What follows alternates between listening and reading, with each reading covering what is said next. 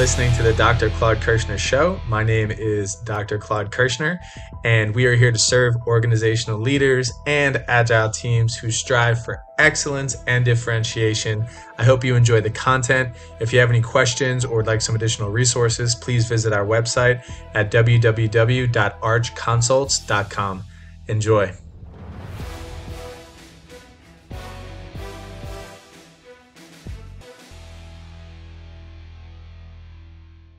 You see now, just like you see hopefully the value of management, now you see the value of culture. And you see what you can control and what you can't control in the environment. Believe it or not, most of the environment lies without our control.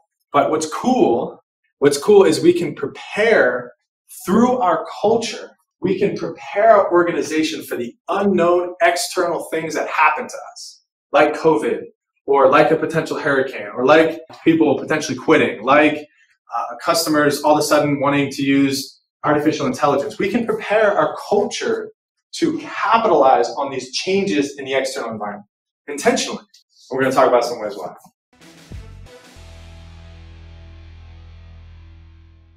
There's two core subjects. One is the business environment, and the other one is the internal culture.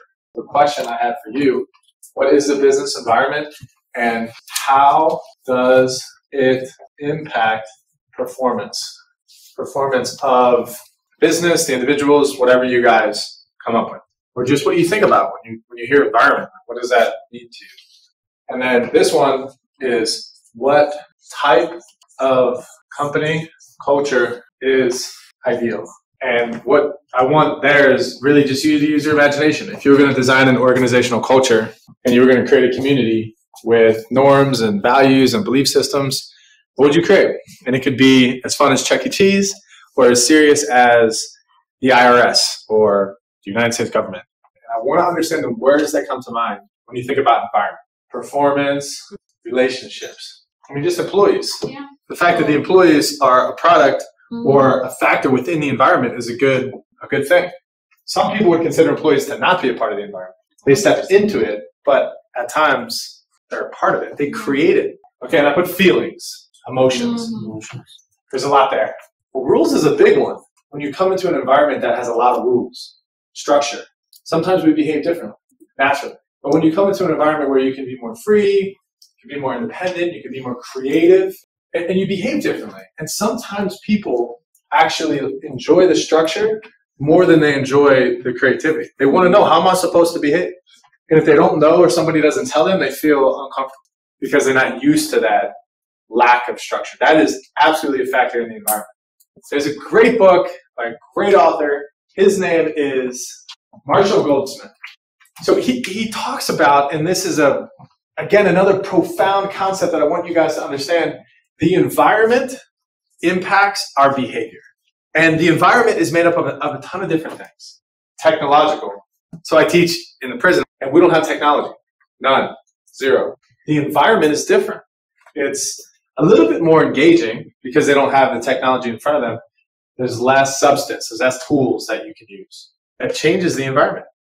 Access to technology. Use of technology. As we think about culture, hold on to this concept of the business environment and know that the culture is very much contingent upon the environment. They go hand in hand. Shaping a company's culture and shaping an environment and understanding what you can control and what you can't control, it sounds like two big concepts, but they very much flow with one another. Okay, so the business environment, what is it and why is it important? So when you think about the global environment, what do you think of? Like the weather and when people are environmentalists, what are they? What are they trying to protect? Yeah, the planet. Why are they trying to protect the planet or the environment? To survive. That's it. They want to make sure that the environment in which we live, that we have oxygen to breathe, that we have water to drink, clean water. Because environmentalists at their core, they fundamentally understand that if we negatively impact the environment, we're not going to be able to live the lives we want to live. It's going to eventually come back and hurt us. It's going to change the way we behave. Think about when COVID took effect. Remember, prior to COVID, in China, they had to wear masks in China before COVID. Why? Because of the pollution. So because of the human's impact on the environment, it made an external factor where people had to wear masks just to walk down the street.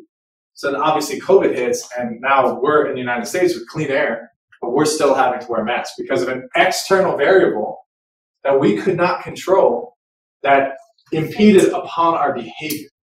So when you think about a business, and I use that weather and the global environment just as an example so you can see that the same thing happens within an organization.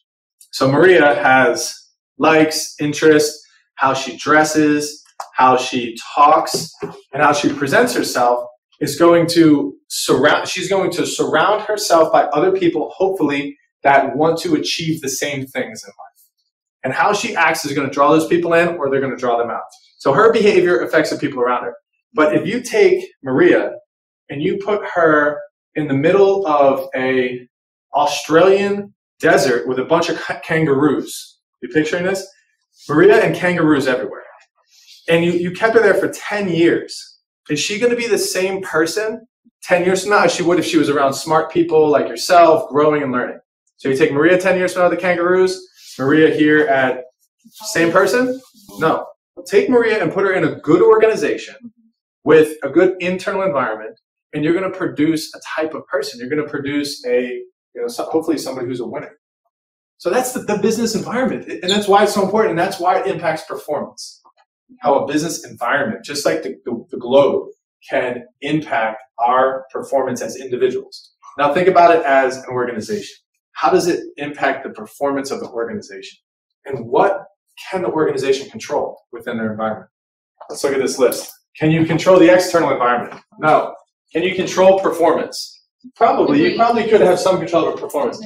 How about relationships? Can you control relationships? Yes, absolutely. Can you control employees to a certain extent? Who you hire, who you don't hire, how you train them? Yes, you can control that. Can you control emotions? I'm going to go ahead and say no. You could help eliminate certain types of emotions at sometimes, but you can't. One thing we can control is our actions, and another thing we can control is our behaviors. Our actions, our behaviors, our mindset, how we think, how we act, how we behave. Can I control how you think, how you act, how you behave?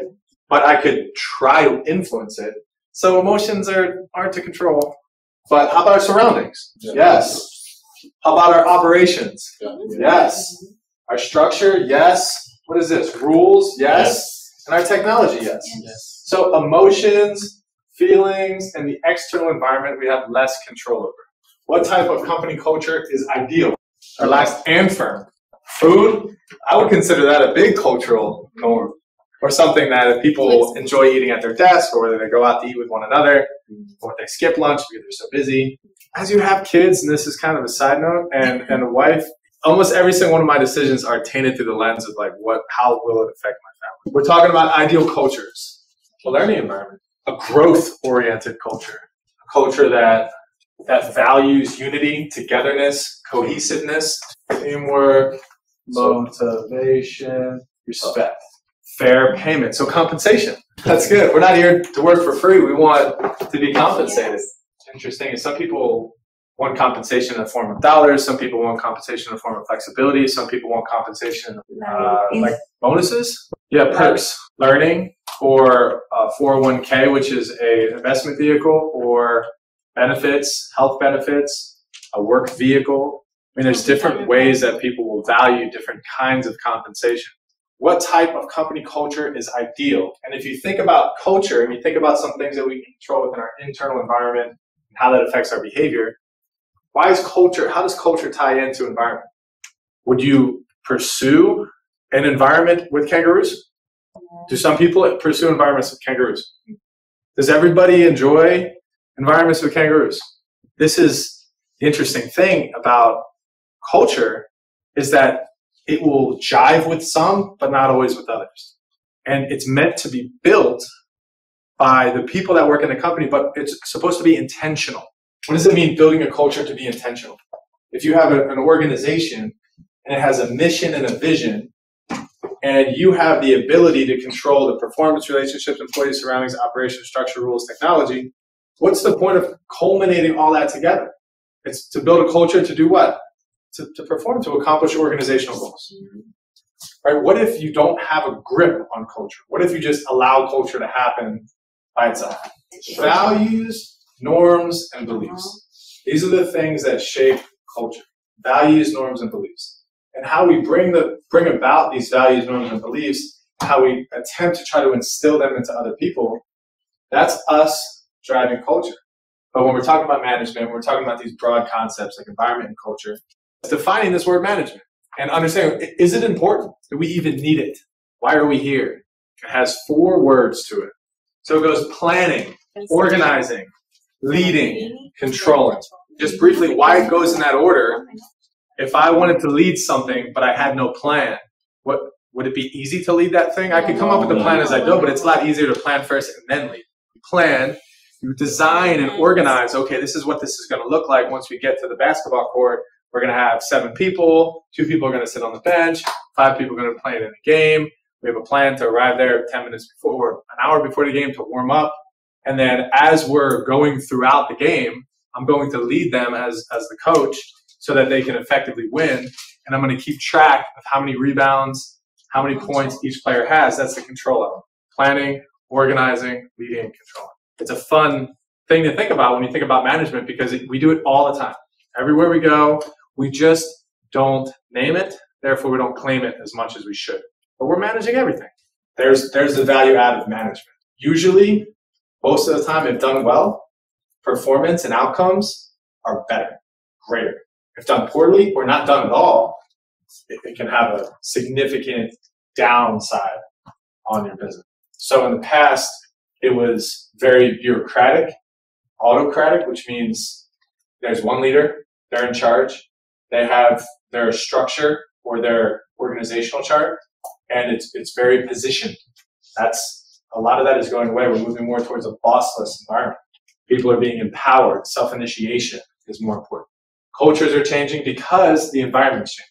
You're a manager of an organization, and you have a culture with values of integrity, treating people with respect, and working together as a team. These are values that you ideally cherish. And you have an individual there that is performing really well, a salesperson, but doesn't treat people well, has been caught in a lie, and really doesn't get along with anyone on the team, but they're performing really well. As a leader, what do you do about that? Okay, so you coach them. This person is clearly not abiding by some of the values within your culture, but they're performing well. So let's talk to them. At least confront it, right? Mm-hmm. Make sure they know that you know, hey, I see you.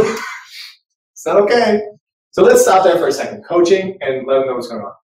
I think stories are the most impactful. I have worked in organizations where people have quit because they've been ill-treated by leaders.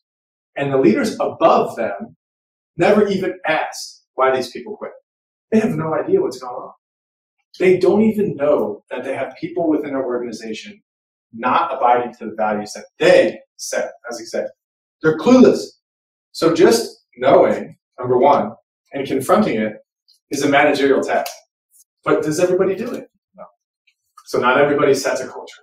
And once a culture is set, not everybody enforces it. It's not easy.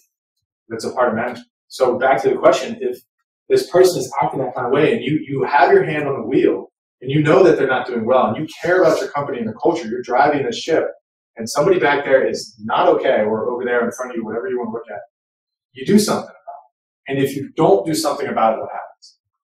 I will venture to say that it destroys everything. Everything.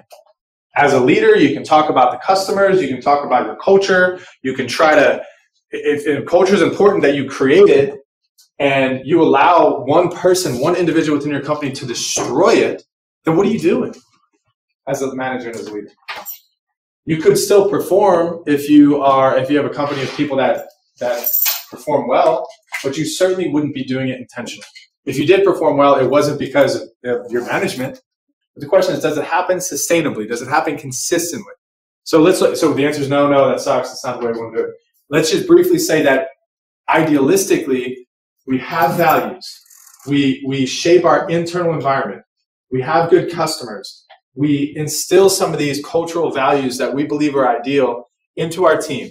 We reinforce them in our own behaviors. And then if others aren't acting that way, we confront it and there's consequences involved. And then there's a perpetual cycle. That organization is going to move in an intentional direction towards accomplishing goals a little bit better. You see now, just like you see hopefully the value of management, now you see the value of culture. And you see what you can control and what you can't control in the environment. Believe it or not, most of the environment lies without our control. But what's cool is we can prepare through our culture. We can prepare our organization for the unknown external things that happen to us, like COVID, or like a potential hurricane, or like people potentially quitting, like customers all of a sudden wanting to use artificial intelligence. We can prepare our culture to capitalize on these changes in the external environment intentionally. And we're going to talk about some ways why. And we're going to talk a lot more about what we can control and what we can't control in the environment. That last bit was interesting. What did you think about when he said people aren't the same, and not everybody is the same, or not everybody's equal, and that's why some people are paid more than others? What did you think about that statement? Yeah, he actually, I think what he said is some people their value is less than others. It's a little bit interesting. And he's putting a number on their value, and that's what they get paid. That's polarizing in a sense for a lot of companies who may think differently. But what that culture, what he asserted in what he said, that is a performance-based culture. And the reason why he designed his culture based on performance is because of what we're about to talk about right now. It's because of he understood the task and the general environment. It's industry specific. I don't know, he's in the dish network industry, the telecommunications industry, whatever that may be. Let's use an industry that maybe might be more relatable. Real estate brokerage, home brokers, realtors. How many people here know a realtor? Likely every single person in this room knows a realtor, right? Mm-hmm. So that means that there's a lot of realtors out there. A real estate business, especially a home real estate business, is very performance-based. Why? Competition. So if we're talking about the environment now, there's two components. There's a task environment and a general environment. Let's focus on the task environment for a second. So in the task environment, we have our customers, our competitors, our suppliers, and our labor market. Can we control all of those? We cannot control a single one of these things. We could choose to have a strategy that goes after certain customers, but it doesn't mean that that customer is going to want to buy our product. And it doesn't mean that our value that we offer customers is the right thing for them. We can go after them, and we will likely have them because we're in business somehow, but we can't control whether or not they're going to be with us next year, the year after, whatever that looks like. So we really can't control our customers. How about our competitors? What our competitors do is out of our control. How about our suppliers? Choose them, but you can't control them. They don't work for you. How about the labor market? Does anybody know what the minimum wage is? Does anybody know where it's going? $15 an hour. McDonald's, Burger King, Wendy's, Walmart. There are a lot of companies that are increasing their payroll tremendously to meet the needs of the labor market and unions and people that are commissioning for the people that work for these companies that I named to make more money. And also with inflation, we know that just the cost of living is hard.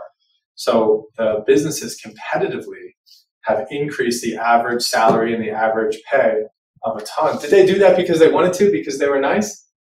The external environment forced it upon them. They had to respond to what the external environment was dictating. And they didn't have that much control over it. So that's a big component. Okay, so now we're moving to the general environment. I'll give you a hint. These are even more out of our control. These are the two concepts of the external environment. What's technological? Not yours. We're talking about the technological, like the advances. The advances. So hospitals are becoming, the word for it is decentralized. This infrastructure of a hospital is now being decentralized, which means there's a bunch of urgent cares, specialists. I can take an ultrasound machine. My wife is pregnant right now. And I don't need to go to an OBGYN to get a ultrasound. I could do it at home. As a healthcare consumer, as a customer to healthcare, I can do some of these things myself. So what does it mean for hospitals? Can they control the technological advances that are going on out there? No. No. They're going to be forced to have to respond to it eventually, but they can't control it. There are 3D printing. You can print a cornea in your eyeball, and you could print a valve in your heart. 3D printing is so advanced that they're doing some of these things. And then they take the valve in someone's heart and they pick it up on a drone and they fly it into areas that you can't reach with cars because medical care in certain villages and certain places you can't get to them. So they can take organs for transplanting into places they've never been able to take them before. Advancing the care for people all over the world. That's a technological advancement. I can keep going on and there, but the technological landscape is shifting incredibly over the next 5-10 years. And businesses cannot control it. Natural, what does natural mean? Forces of God, forces of nature. But how about resources, natural resources? Oil, the atmosphere, water. Yeah, these are minerals, plants, food. These are natural resources. Food's not as natural, but there's certain things that's going to affect how we do business. Think about emissions and the car companies. Definitely changes the way car companies do business in the future. Sociocultural, what's that? A lot has changed here too, with same-sex marriages being allowed, with transvestite community, the he, she pronouns, the acceptance of certain things in our culture that previously weren't maybe as prevalent. And diversity, inclusion. I did a dissertation on people with disabilities working within private employers. The question that I tested was, does working with a person who has a disability increase your organizational citizenship behavior? Does it make you more inclined to do the things in your company that you wouldn't typically do? Because you get an opportunity to work with someone who's blind, someone who has a physical handicap, a mental handicap, or does it take away from your ability to do so? And the outcome was actually positive. It increased your organizational citizenship. It created more value for the culture and more value for the organization when you brought in a person with disability because of the multitude of different things that these companies do to help you work with the person with disability. They train you about it. So diversity and inclusion is a big part of social culture. Economic. What's the economic? Economics is behavioral based. A lot of people think it's all financial. It's driven by rewards and outcomes. So economics is actually the study of how people respond to rewards and outcomes. It's the stock market and the inflation rate and the monetary policy. But all of that is just numbers in the cloud.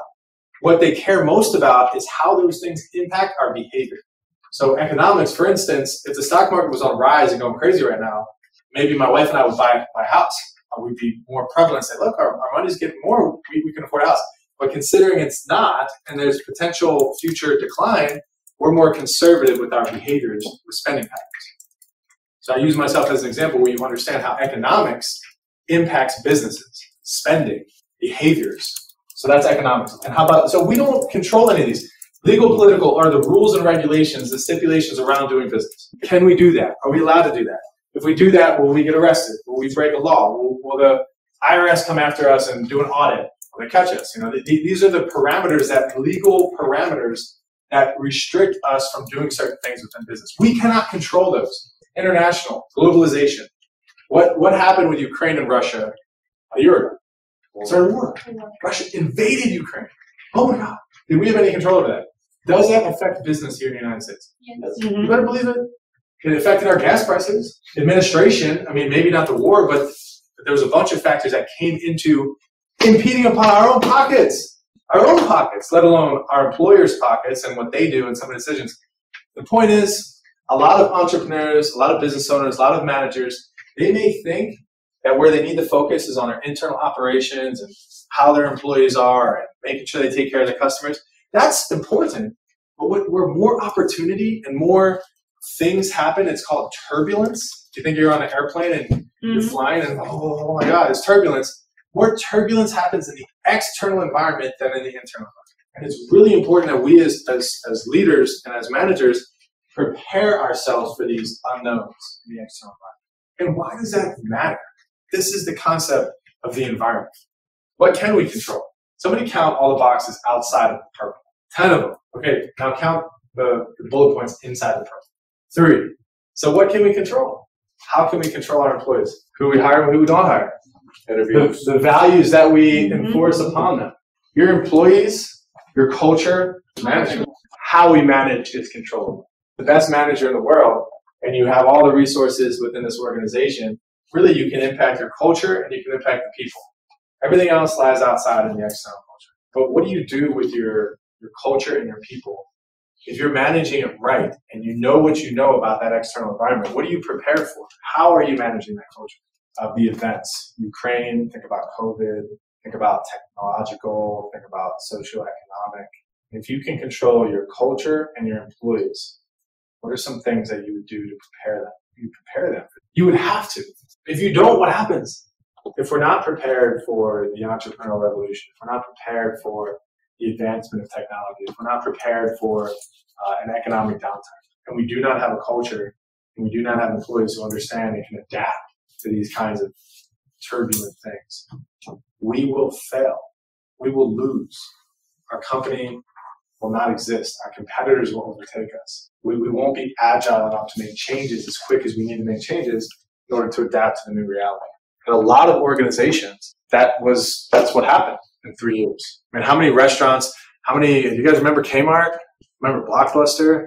Miami's Best, which was like a sub place. Toys R Us, Sports Authority. I mean, we can go on, and sometimes we tend to forget what happened even in the last 3 years with COVID.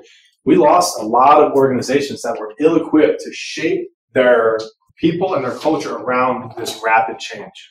And this is one last thing about the environment is that it's uncertain. And I think it's important that we understand that the environment's uncertain because managers do not have sufficient information about the environmental factors to understand and predict environmental needs and changes, environmental characteristics that influence uncertainty. So the number of factors that affect the organization, extent to which those factors change.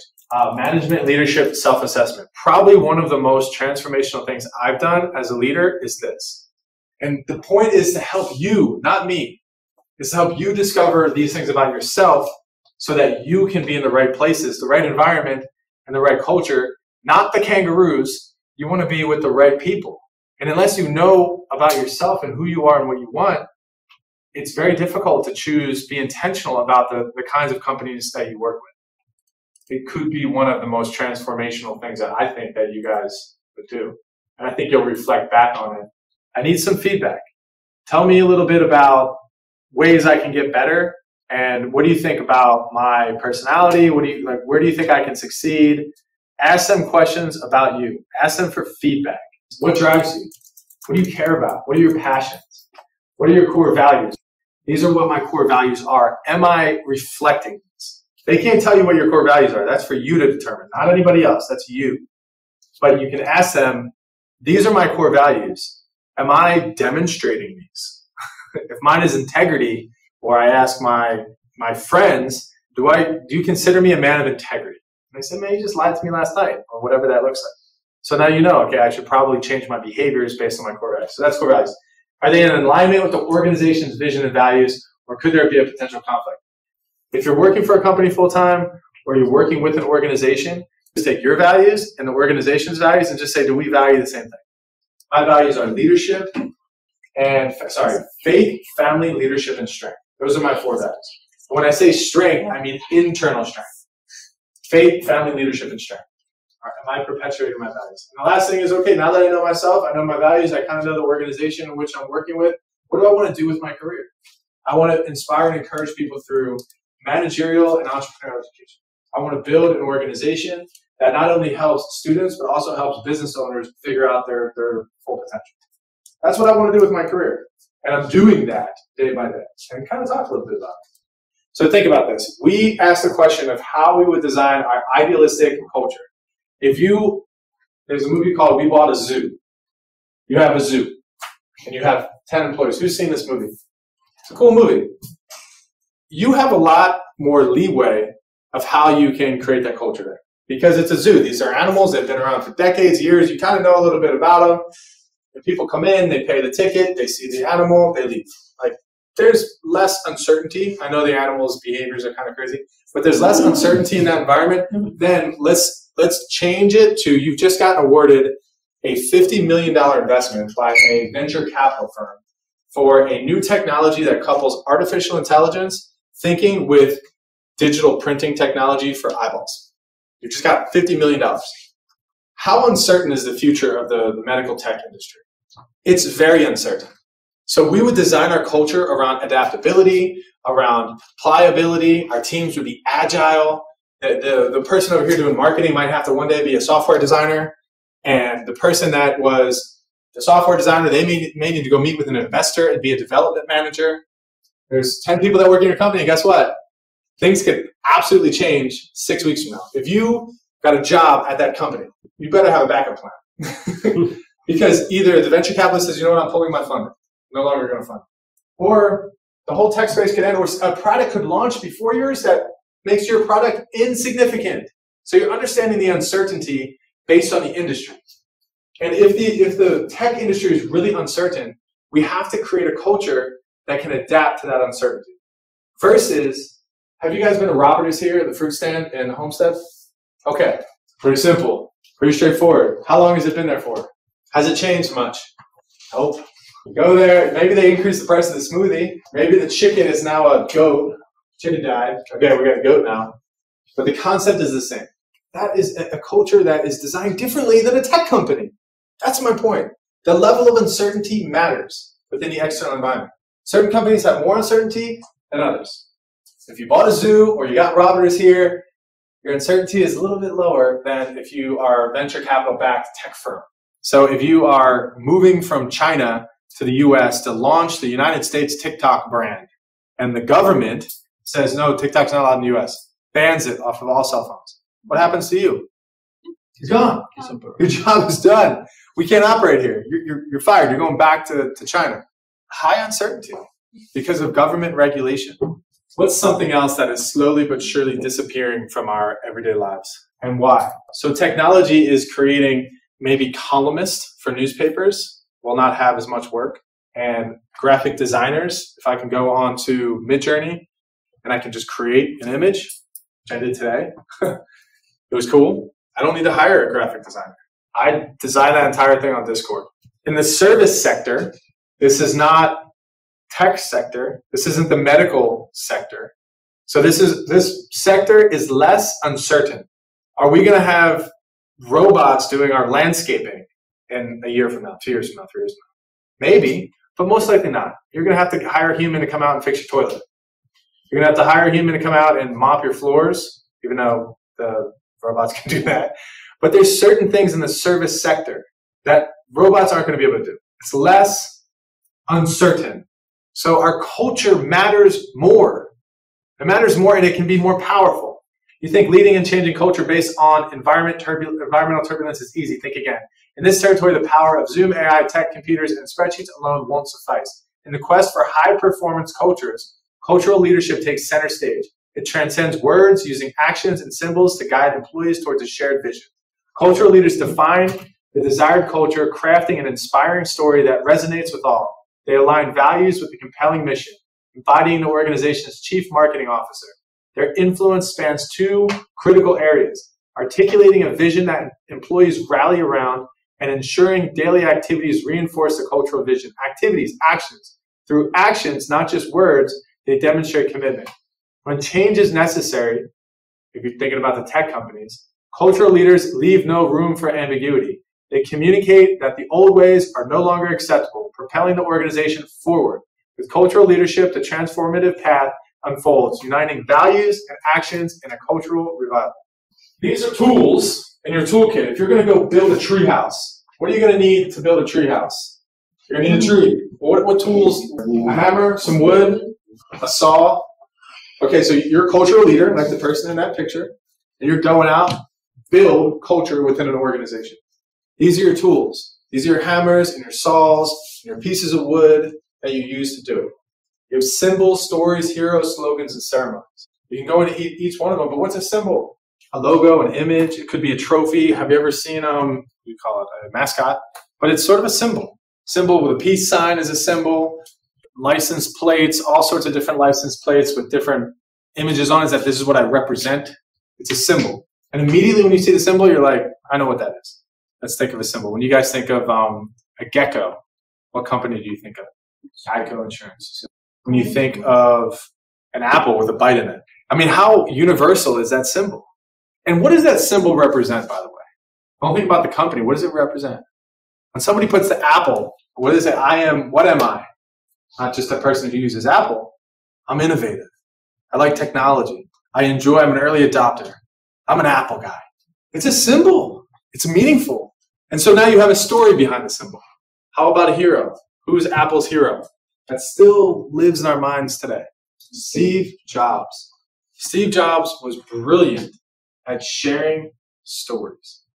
More so than the nuances of the technology, he casted a vision of the future of our world that we are still, to this day, literally doing. She's on her Apple phone, right? Is it an Apple phone? Yeah. And she's changing the world based on a hero that made this possible. It's funny, but it's true. It's literally happening. That's the power of culture. How about a ceremony? What's an example of a ceremony?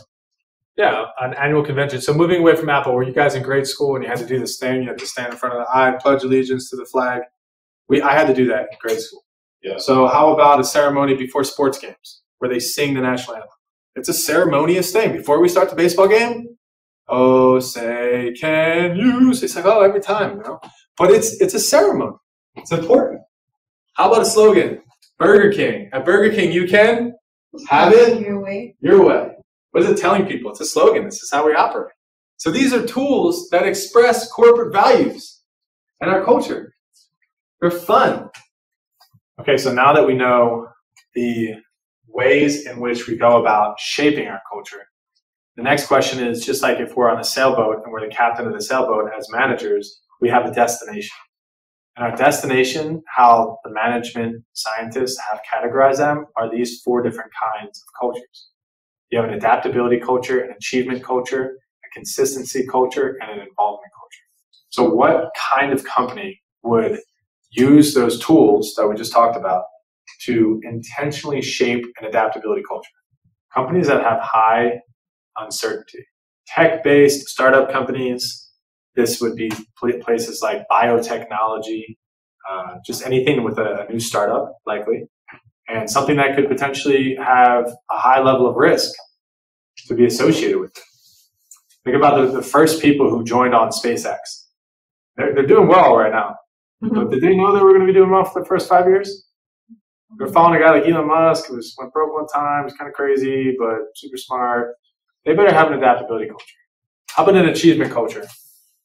What would be an example of a company that would intentionally try to build an achievement culture? Performance achievement, same thing. Real estate brokers, I made 100 calls today. Always be closing. It's all about hustle. Gotta hustle. The one who hustles wins. Man, you gotta wake up at 5 a.m. You gotta get to the gym. You gotta take protein powder in your mouth, straight in your mouth. No water, just boom. Get to work, get going. 6 calls before 8 a.m. Some companies, that's how they act. Athletes, it's achievement. If you go into a high performance, peak performance athletic facility, that's the culture that they operate, at least for their athletes. It's not always a bad thing. It's just intentionally designed for a purpose, for an outcome. How about involvement culture? This is the culture I fostered at the company I ran for 12 years. Later, I started with an achievement culture, and I morphed to an involvement culture because it was needed. The job wasn't fun. The techs had to go out there in the hot sun, and there was high turnover. Involvement culture was the one I fostered intentionally because I needed people to care about what we're doing. And I'm ready to move more towards an involvement culture. I want to be a part of a greater mission, greater purpose. Pay isn't as important to me. I want to give back. I want to add value to people. If some of that stuff resonated to you, you'll likely, and this is what you're going to discover in your self-assessment. This is why this is important. Consistency culture. How about most, if not all, government companies? Churches, banks. Banks are a great example, actually. They have a ton of regulation, a ton of rules. If you go to a bank and you want to act entrepreneurial, you want to create something new, you want to be creative and innovative in a bank, no, you better make sure you do it this way, because if you don't, you're in trouble. Healthcare is very similar. When you're a doctor and you have a patient, you got to make sure you can't like get all, I'm going to try a new procedure on you today. Try something different. I'm sorry, what? No, don't worry. It's like, it's innovative. I'll take good care of you. No, you're going to do it the way you've done it the last 100 times. So this is a consistency culture. You can see the difference. You understand the environment and why it's important, what we can control and what we can't.